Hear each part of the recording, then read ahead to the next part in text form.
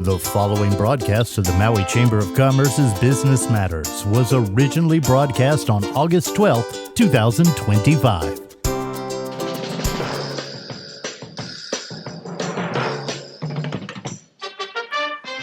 Welcome to Business Matters, brought to you by the Maui Chamber of Commerce. And now here's your host for Business Matters, Pam Tumpop. Good morning, Pam. Good morning, Gary. How are you? I'm doing good. It's a nice muggy day. Yes. Well, I was going to say I'm not quite feeling it up in Pukalani yet, but boy, it was very muggy yesterday, and but we're praying for rain, and we were talking just before the show, folks, that we're also praying for Kula Lodge.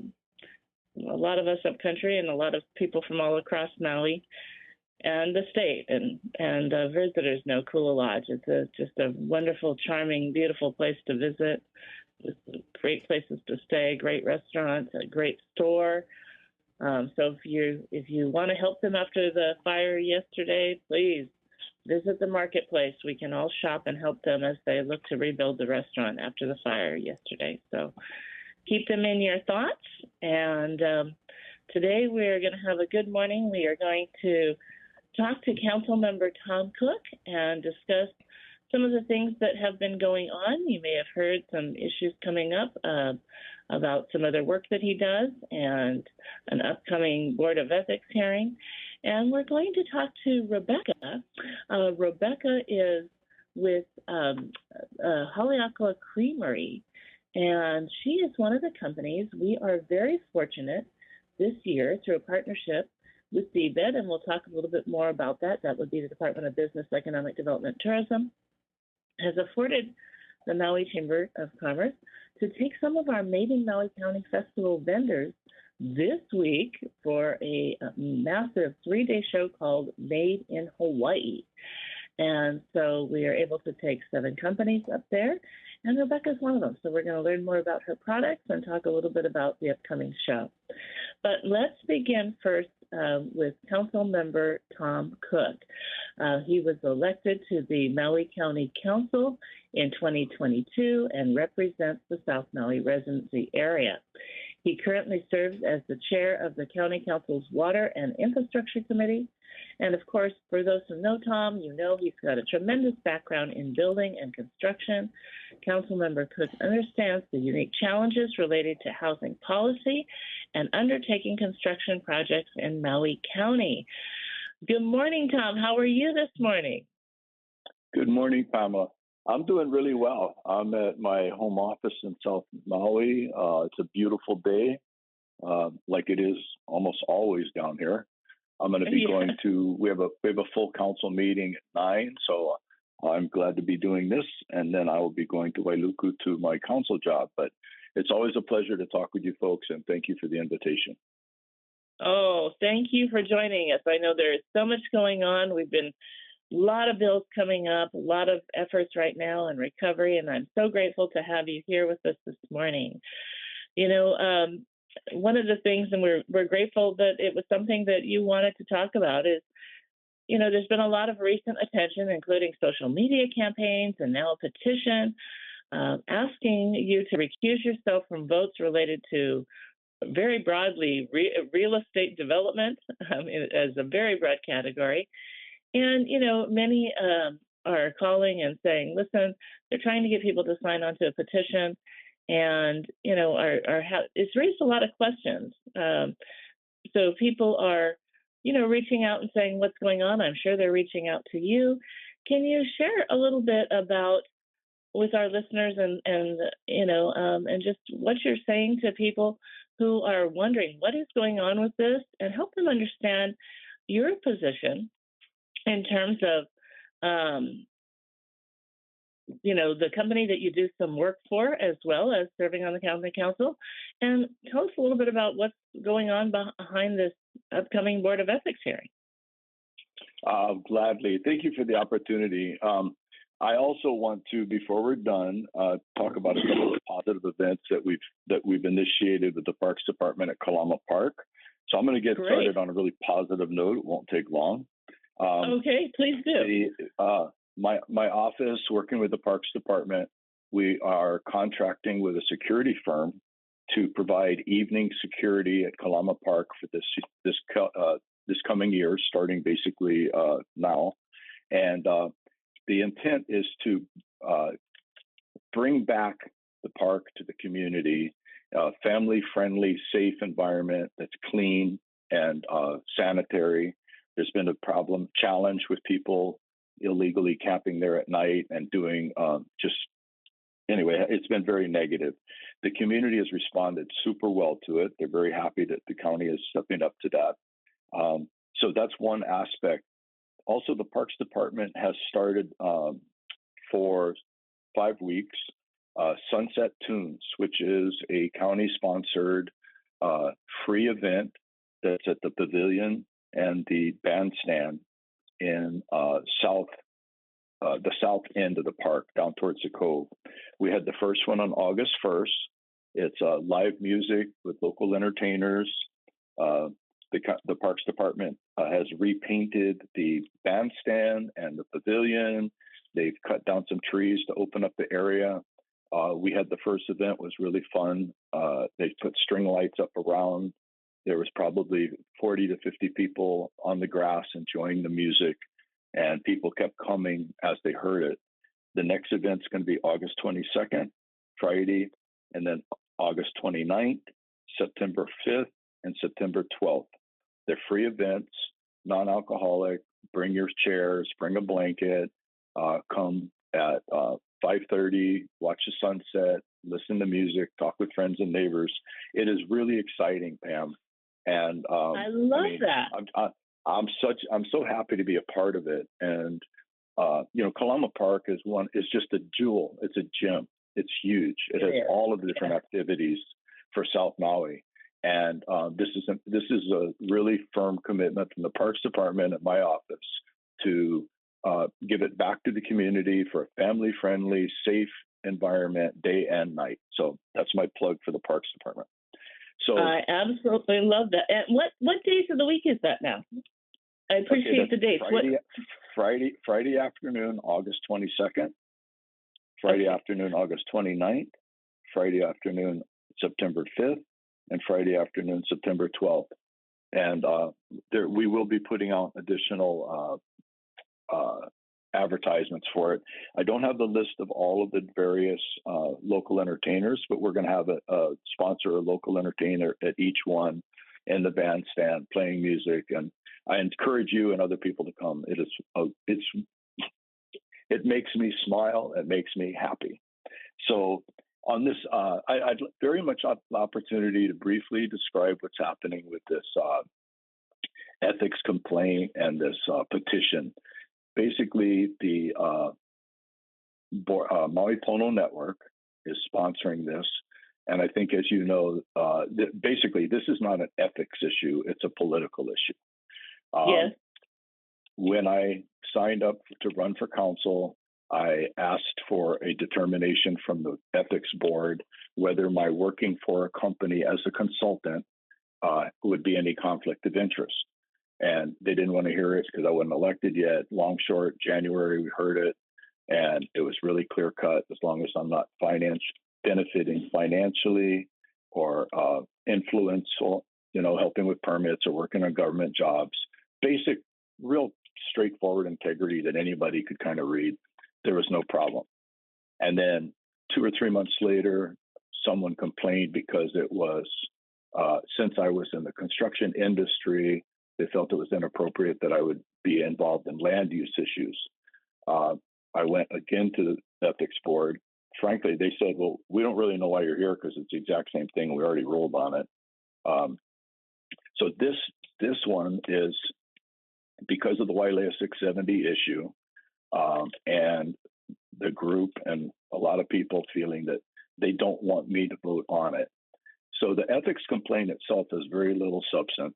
And if you went online and you read it, like signed the petition before today, it's full of misinformation and it's just inaccurate. It's just it's really sad that when you're in public office, people can freedom of speech. They can't say anything. They can accuse you of anything. I am so happy that Maui County has the board of ethics that we do. They're all respected members of the community, educated, and now we also have they have a staff, and so I'm looking forward to it. It actually isn't even a hearing. It's on Wednesday. It's a hearing about whether it's worth having a hearing. So yeah. Okay. they've been sending this, and I think a lot of people will show up thinking that they're going to be able to give testimony before the ethics board of why this and that, and that's not the way the ethics board works. The ethics board is a judiciary body, and people can give testimony. It's supposed to be like kind of with evidence, but it isn't. It isn't set up like that. So people will be disappointed if they go and bother with this. For clarity, I work for a company, LC Hauling, which does civil work, grading and excavation and some concrete work.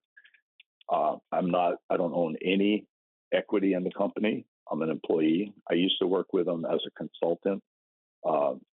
Then I became an employee.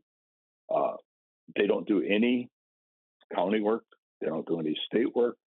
They've never done any work for Wailea 670 or any of the large developments. If they, in fact, once we were invited to bid on a warehouse at the wastewater plant in Kihei by a prime contractor to be one of the subcontractors. And I just said, no, it's inappropriate. We're not even going to, that's not what we do. So I know the rules. A lot of people in the community have known me for years and years. My motto used to be in construction, we're for hire, we're not for sale. And it's this is really a full court political press, because they're also advocating that I not only not vote for this, but I not be the chair of water and infrastructure, and that I shouldn't even be on the council.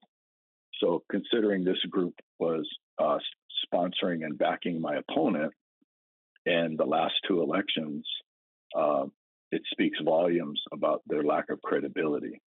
But they have a pretty big megaphone. They've been involved in supporting many of the, quote, progressive candidates. And so there really is nothing to it. My phone's been blowing up with texts of people being concerned and asking if I needed help. My wife is, inundated with questions. So it's painful and sad, but there's nothing there. So hope that helps. Please ask any questions for clarifications, but I wanted to give you the broadest perspective overview that I could. Well, first of all, again, I'm sorry that you're going through this, and I feel like I'm glad that you were happy to talk about this morning and wanted to talk about this morning, because again, there's a lot of questions, there's a lot of misinformation, and often, in campaigns like this, we see things where, people are putting a lot of information forward.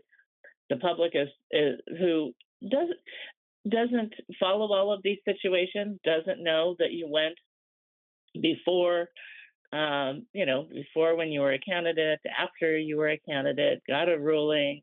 It's all been disclosed. It's all been approved, and it's been determined it's okay for you to have this relationship and still serve. It doesn't conflict with your role. Obviously, that's what the Board of Ethics is meant to look at, right? And we know other situations where they've had concerns and ruled differently. But in this case, things have gone forward and it's clear tonight. I also appreciate you talking about the Board of Ethics, because there's so many, I see so many things that are put forward that lead people to believe that, or they correlate a council meeting with, this other process, and think, okay, we can come, we can rally, we're going to have all these people there, this is what's going to happen. So it's good for them to understand more about the process as well, so that they know, okay, this is handled differently. They've ruled twice, and so they've made two determinations. In the beginning and then again, and so they've ruled twice on this, and that it's time for people to really look into these things. And I think I was particularly surprised. Yes, when we see big projects and we see people with concerns, and of course people have an opportunity. Of course, when it comes up, they'll have an opportunity before the Maui County Council to ring in. So there's a lot of opportunity for people to ring in on particular projects. But to see the movement trying to say, that there was a question of the ethics. Okay, we have a process where you can question things with ethics. But then to see how it got extrapolated and say that you shouldn't even be the chair of your committee, it's disheartening. Yeah. Can I wait in for a minute? Yes, please. You know what? It is so important that we have a really strong board of ethics and the council voting to fund them to have a staff. So it's a board of volunteers who need quorum to do their work. But when people call in with a concern or a complaint, until now they've had to wait till the board here. It's been a very slow, drawn out process. Now they're going to have a professional staff who's going to be able to receive complaints, who's going to be able to do some research on the complaints, who's going to be able to compile the information, who's going to be able to more judiciously and professionally address it. And we desperately need that because people's faith in our government and confidence in the integrity,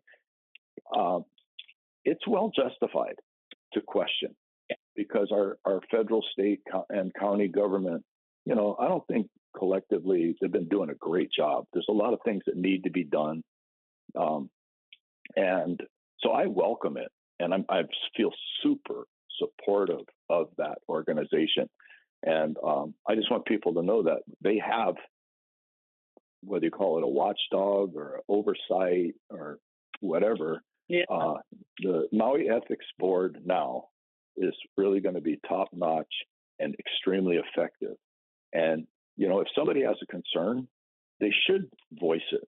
If they've heard something and they don't know, they should voice it. So this is not by any means Tom Cook saying, oh, well, people should, just trust what they hear and don't do anything about it.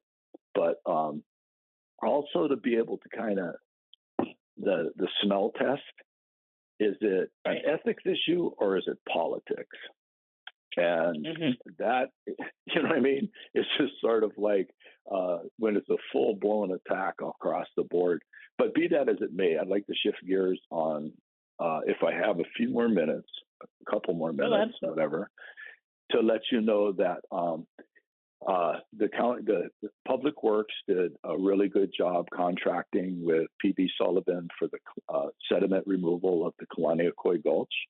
They took on, I think 130,000 cubic yards of sediment that's accumulated over the last, I'm guessing, 12 to 15 years, which has made a huge difference.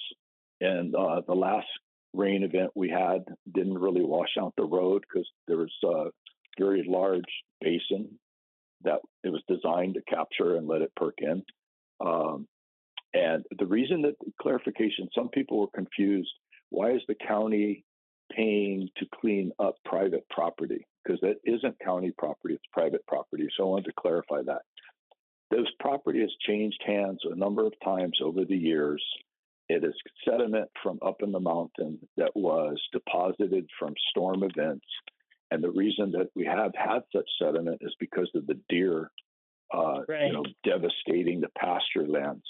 So since there was, it really wasn't appropriate or efficient to tag the existing landowner with a $3.5 million cost to do that. So NRCS, which is like part of the federal government, some related to the soil conservation, they paid 2/3 of it. Maui County paid for 1/3. And the unique thing that enabled us, Pam, us, the county, to address that issue was they had an existing drawing of what that looked like when it was the development was done. So they could, what they were doing is basically removing the sediment back to its existing designed condition. So other gulches or drainage ways in Kihei, if we don't have that, then it's a whole nother process, environmental impact statement and research and all of that. So just for the public's knowledge, one, the county and federal government really stepped up to mitigate that flooding issue. And two, some of the reasons that it was possible to do that is because we had information. My office is funded or sponsored through the budgetary process $1 million for a flooding hydraulic study in North Kihei to map out the existing drainage ways, identify some of them have filled with sediment, so it's spilling into adjacent drainage ways, which so it's giving them the tools and the information necessary to do a similar thing in Kalaniakoi, which is to clean out, work with the landowners, clean out the sediment so that our drainage system functions to the benefit of our community. Well, I appreciate you talking about that. And for those who, South Maui has had these tremendous issues, and there have been many people over the years that really have, of the last several years, blamed the farmers and have even had complaints saying the farmers aren't managing their ranch land. And I will tell you that Caroline, who worked, now she is doing so much amazing work in Lahaina after the wildfires, but Caroline, who worked with NRCS, took a bunch of us, did a special training session to show how water runs off land, under different conditions, right? And how, if you've got the root stock, the plants and the root stock, then, right, the water will be held and absorbed. But if the deer eat all the plants, then the water runs faster. But also, what she showed us was we literally trekked several fields in various levels of conditions. And one of the fields, they said, would take 10 years to restore at this point because of the actual deer damage. Pam. Yes. Pam. Yes, I can hear you. Go ahead. Pam. Yes, I can hear you, Tom. Pam. Gary, are you listening? Can you help in? Okay, hang on. I don't know why he can't hear. It's all hooked up here. Hold on a second here. Okay. Well, I can hear you guys back. I don't know if it was me or the radio. No, it was you. We could hear you, but so I was saying, go ahead. Yes. No. My Bluetooth went wonky. I apologize for interrupting. You were giving a pretty good explanation of NRCS and their educational efforts and the difference that you saw once you understood some of the impacts of the deer and the rain. Yeah, I was saying that they showed us a particular field that's going to take 10 years to restore, and it's because they don't just eat the plants. They actually will dig under the dirt to eat the roots. And so that really changes the dynamics of how the water runs down. So can I weigh in for one other thing, because I don't have long? Regarding that, Michael Reyes is working with Haleakala Ranch. Actually, I think it's Malama Haleakala, which is the 3 ranches. They did an 11-acre test plot utilizing R1 water for the revitalization of the pasture land and also the planting of indigenous plants to get reestablished. So they've done that 11 acres in the Maukata Highway in an area, deer fenced in, and it's been very successful. One of the things that they've done is experiment with various irrigation methodologies that they could use R1 water that would survive cattle grazing. And they've come up with a way to do that. Now they're doing a second 11-acre parcel. And so couple of big wins utilizing the nitrate-rich R1 water that is great for on the land but not good on the reefs. Two, Right. they have a process for utilizing the irrigation that can stay in place permanently and to get it going. And then by irrigating these pastures, getting a little bit of grass on it, then they can start using the silt that they're taking from the retention basins and putting it on the land. Right now, if you just take that silt and you put it on the land and it rains, it doesn't do anything because, like you said, it washes Right. off. So this circular, regenerative process that nature is really good at, and we're learning to work with. The R1 water being used, the deer fencing to keep the deer out, the ability to irrigate the pastures. I think in the next 10 years, we're going to see the pasture lands revitalize in North Malkata Highway. And we talk about the wildland interface where you have vegetation protecting the pasture lands from the urban areas. So I think the future is so great. We got to wear shades, and I'm really excited about the potential things that our community can accomplish. And hopefully we will all work together and paddle in the same direction.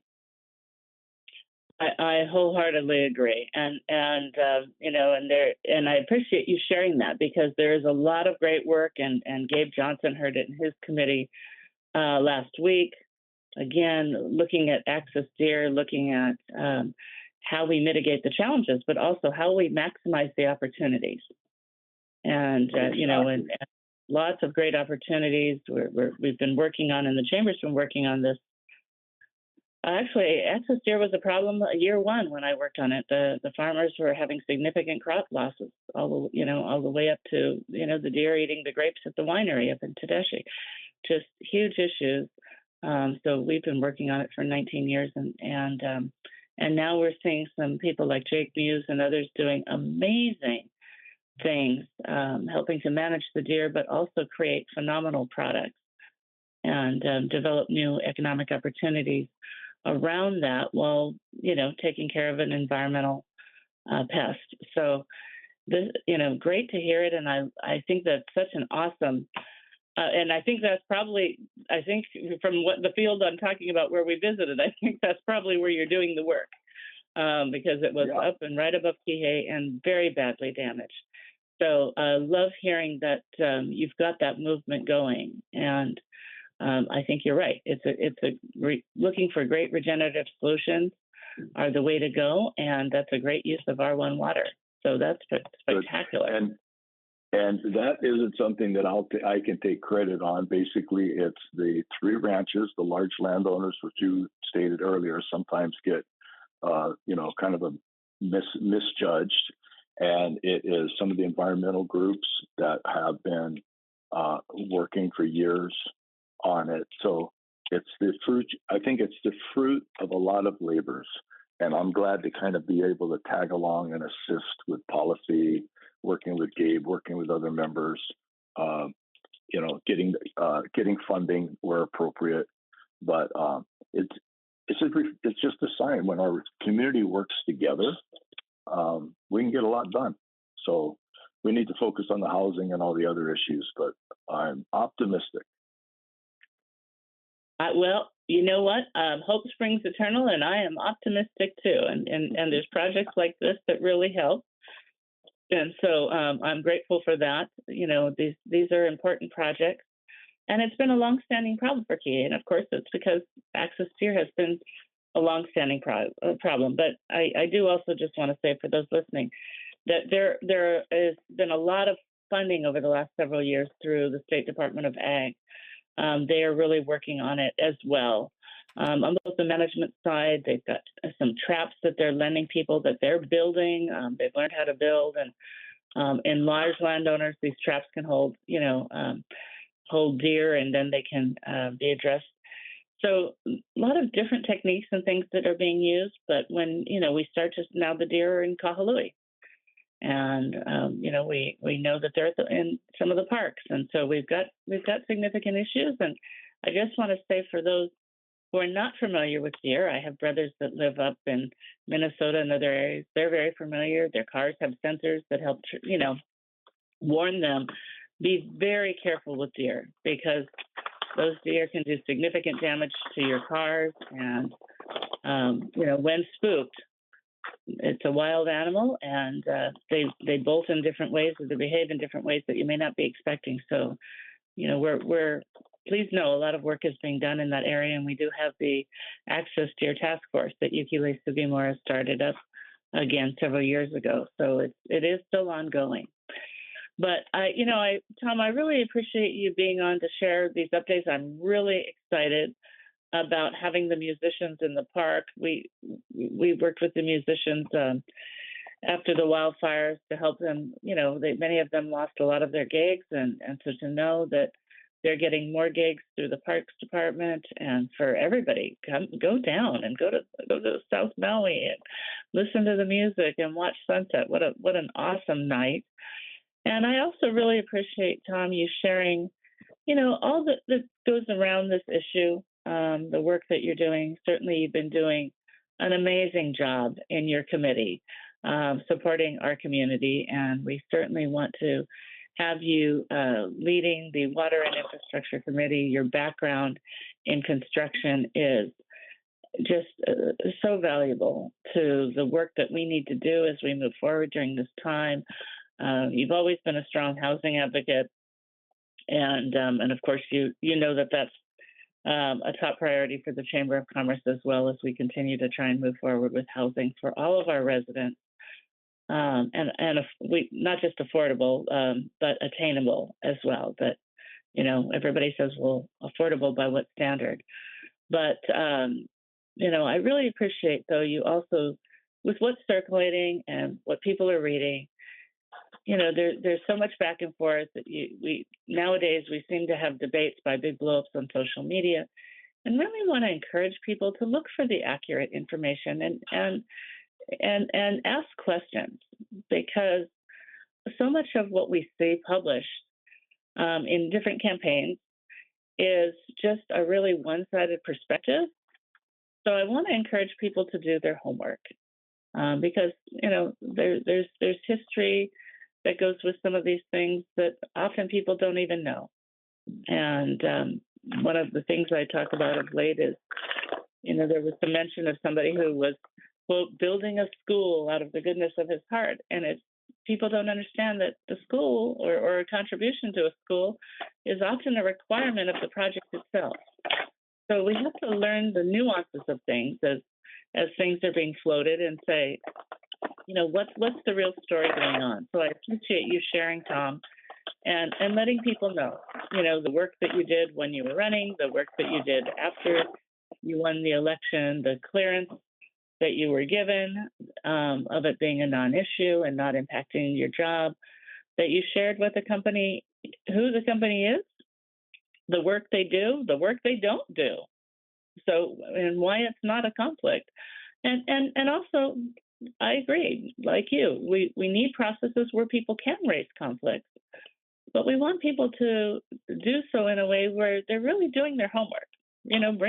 Bring up the deep concerns and share why you feel that way. That is appropriate and needs to happen. And I'm glad to know that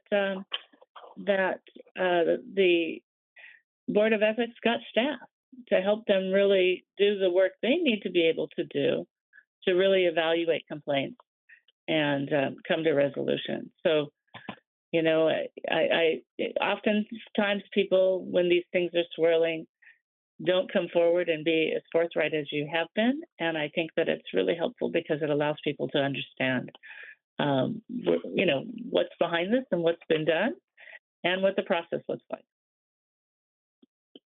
Well, thanks for the opportunity, and lucky we live Hawaii, especially lucky we live Maui. I hope you folks both have a great day. I'm off to Wailuku for a council meeting, and I'm going to enjoy the drive from South Maui to Wailuku. You folks have a good day. You too, Tom. Thank you so much. And thank you for explaining the work that's being done on the roadways and the cleanup, too. That's very important. And I was just out there yesterday, so saw a lot of that area that's being worked on. So thank you for explaining that as well. You have a beautiful Maui day. Oh, he left already. Okay. All right. Well, we are now going to have Rebecca Woodburn-Rist join us. She is the founder and owner of Haleakala Creamery. And Haleakala Creamery started in 2011 with one goat and a dream of making ice cream and caramel sauces as part of the local food movement.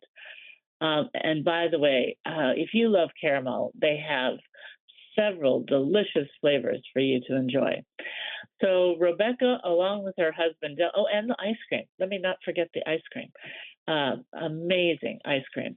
Rebecca, along with her husband Dylan, has grown the dairy to over 50 goats and is now also producing small batch goat cheese. They've got their gelato ice cream, their island. I don't think this is right, but it says Island Skyr. So I'm going to find out about that. They've got Waymanade and goat milk caramel sauces with distribution around Maui and throughout the Hawaiian Islands. And they were also recently, where I had more ice cream and caramel, at the Ag Fest. Gary, is Rebecca on? Yeah, she's there. Oh, good. Great. Good morning, Rebecca. How are you this morning? Good morning. Doing well. Just another sunny day on the mountain. Awesome. The ghosts are smiling then. They are. They're they're smiling at me because I haven't milked them yet. So they have a anxious look to them, but we'll get to them soon enough. That happens at home here with our 4 dogs. Yeah. They're constantly by your side and waiting to be, if they haven't been fed on their normal schedule. I get that. Well, it's so great to have you on the show, and we've loved having you as a returning vendor with the annual Made in Maui County Festival. But tell us a little bit about how you see the future of your business and its ability to grow while still staying true to your local roots and your small family farm. Yeah, it's been quite a journey. As you mentioned, as we started so small, just with that one goat and growing, and we really actually never saw ourselves getting as big as we have. And by a lot of standards, this would be considered quite small for a dairy, to only milk 40 goats now out of that group. And back then our goal was to milk 10 goats, and that would be the right size for a small family. And a lot of, what I hear, a business starts and you have to grow. And in order to be more successful, you have to just keep getting bigger and bigger and then outsource and get larger. And so when I've been trying to think of, even for us, how do we move to the next step? Because now we've made it to 40 goats and it's wonderful. We're making all these different products. But really, we are in a unique situation because we're farming, we're creating our own milk, and we're also making the food product, where I see a lot of other value-added companies that can just go out and buy their ingredients and then make delicious jams and sauces and breads, and they don't have the scaling of their farm operation to worry about. And so it gives us a unique challenge, in that I don't want to just outsource and get more milk from another spot, or I can't shift operations to a factory on Oahu. And so we actually are most limited right now in trying to stay small by the land. And I think it kind of goes back to the traditions of our past, of where small farms, that's all everyone had. And so we can't graze any more land around us. Most of my goats all eat naturally the pasture grasses. I try not to feed them any imported feed.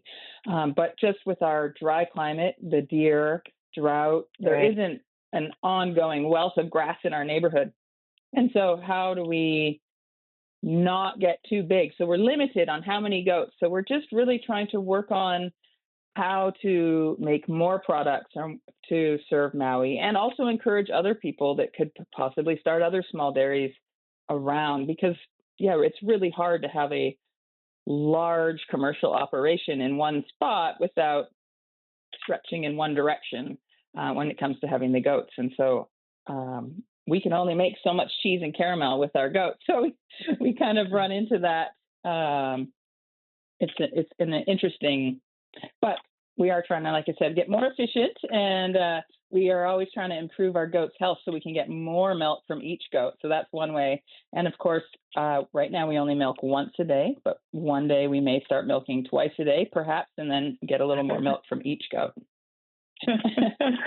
Boy, fun things to think about. Those of us who don't do that level of farming, to really think about, okay, well, how do we maximize what we have? But, and we always talk about that in business, but I didn't even know that you could milk goats twice a day. So that's interesting.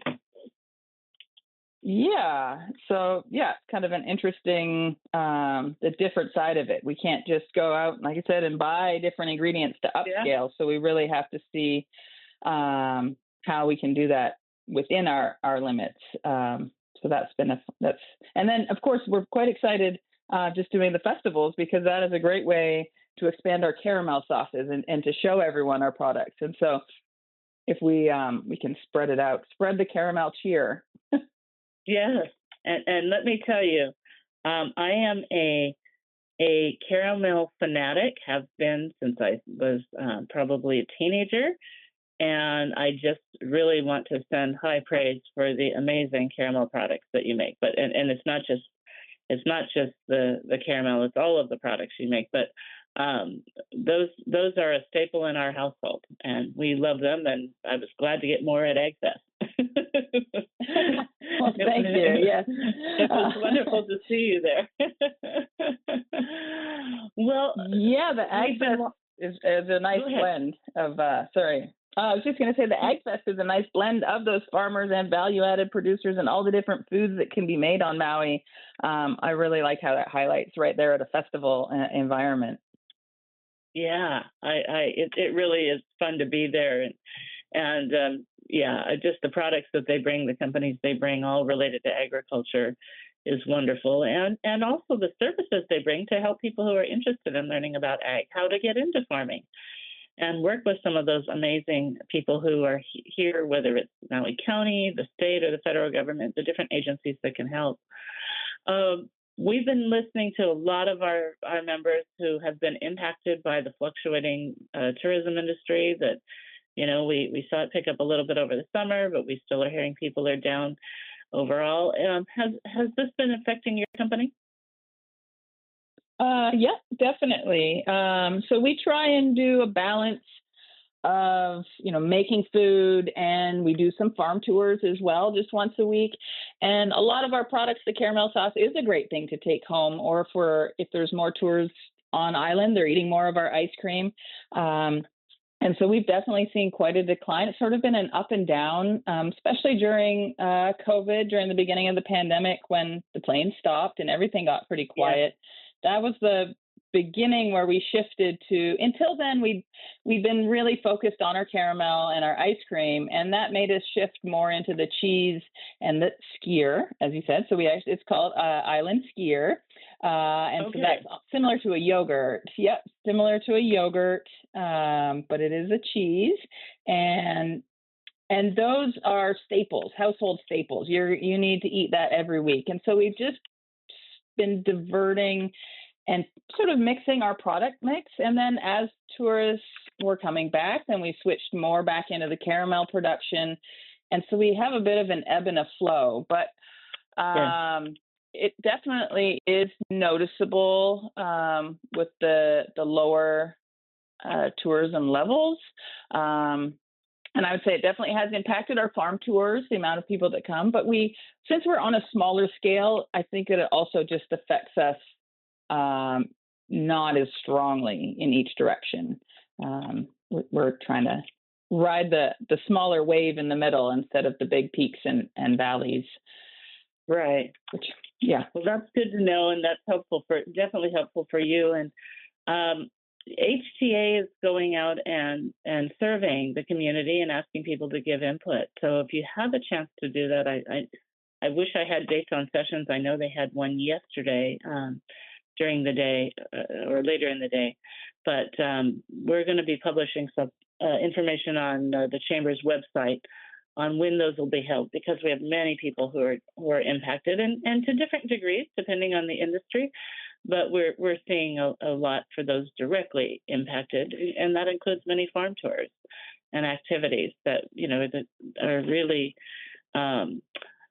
part of what makes our community so unique and charming, and the things that we love to share with our visitors.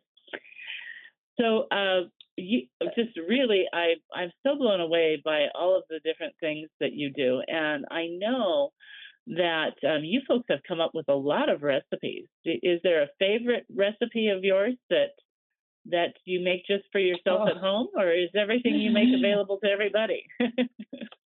No, there are lots of things I wish I could make on a bigger scale. So we have a couple of fun things at home. My favorite lately is our key lime pie that we make here.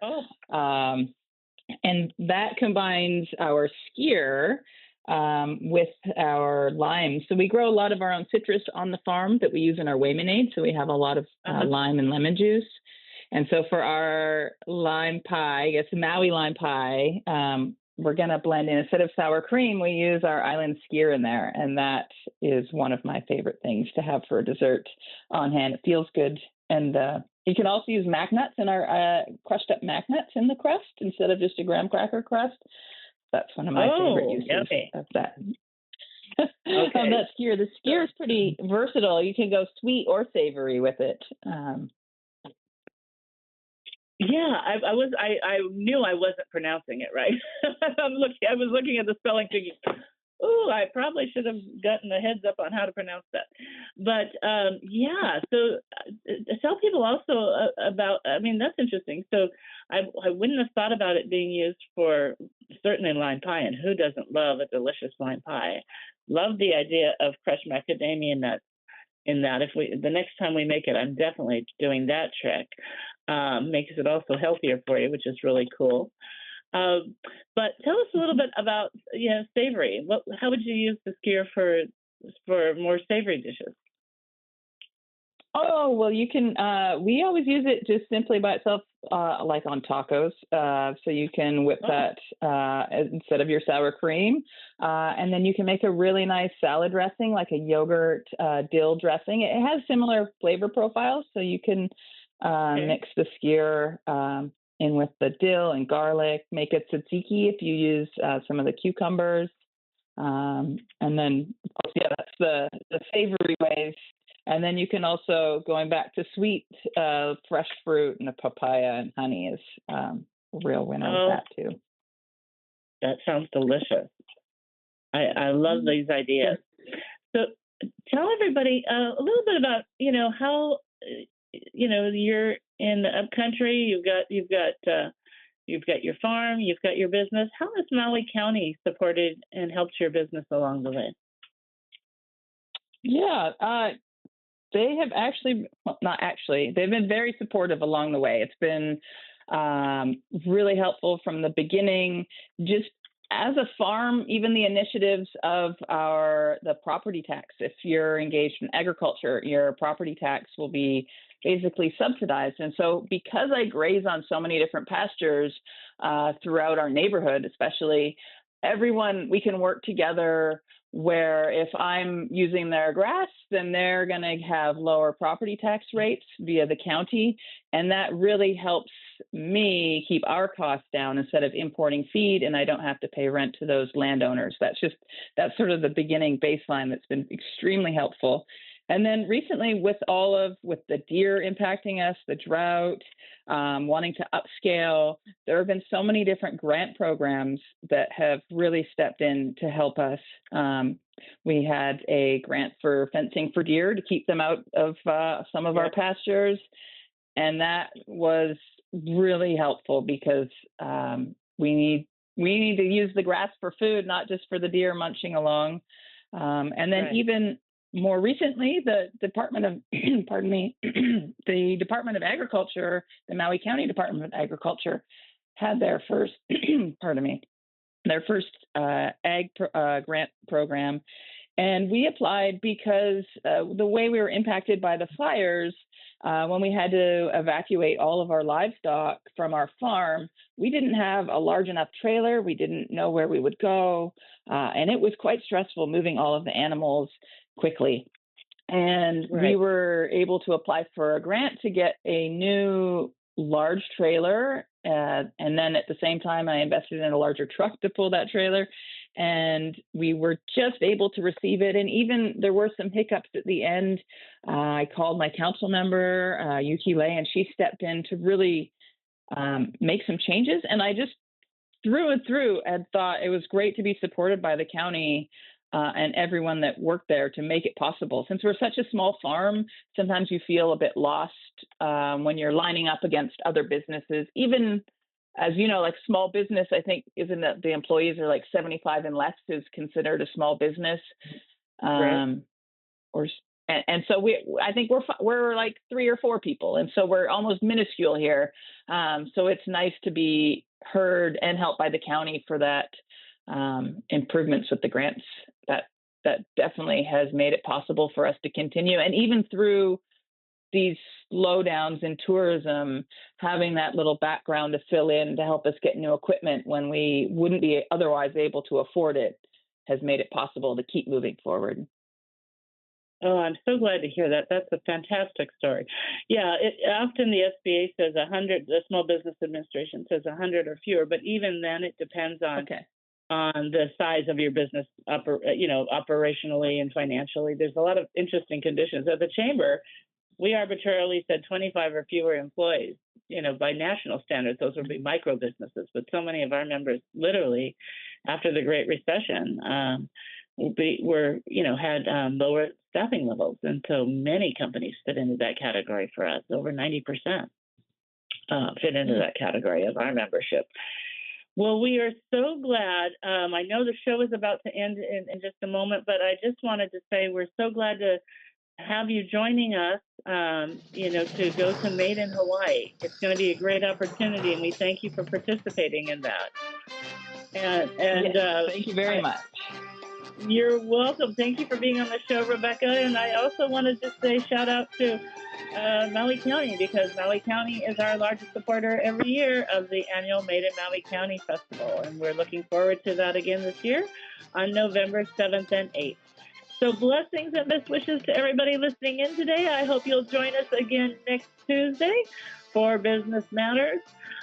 We'll be at Made in Hawaii the rest of this week from the 15th through the 17th, helping our 7 companies that we're taking up there to help them expand and grow. We wish you a wonderful Maui day. Ahui ho.